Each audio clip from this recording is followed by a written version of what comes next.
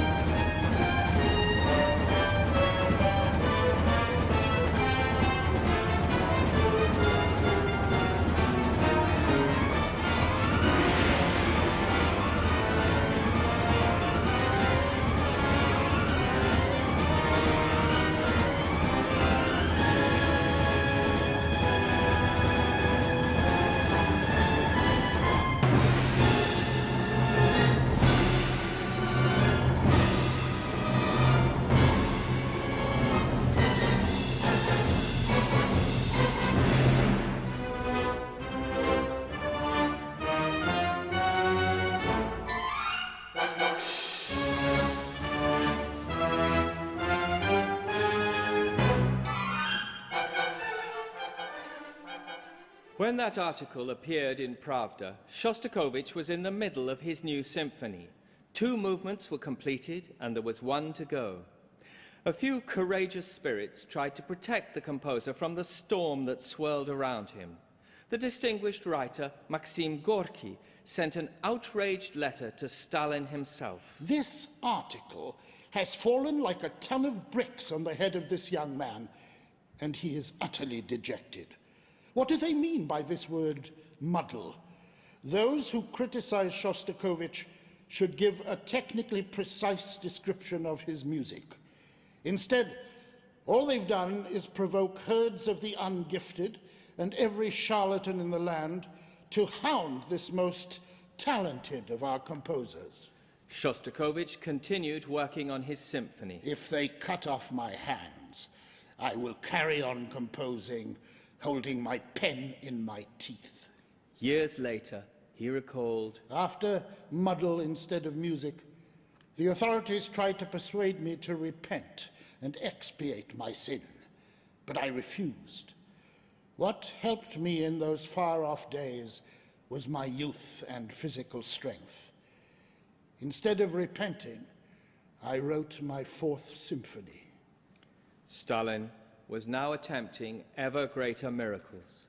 Thousands of miles of railroads to be laid in record time over swamps and marshes, vast hydroelectric projects, the excavation of gargantuan shipping canals. And to achieve this, forced labor, prisoners arrested in hundreds of thousands, crowded together in camps with little food, digging the frozen ground, sometimes with their bare hands. One of them wrote a poem. Where mossy cliffs and waters slumber, there, thanks to the strength of labor, factories will be built and towns will grow. Smoking chimneys will rise up under northern skies, and buildings will shine with the lights of libraries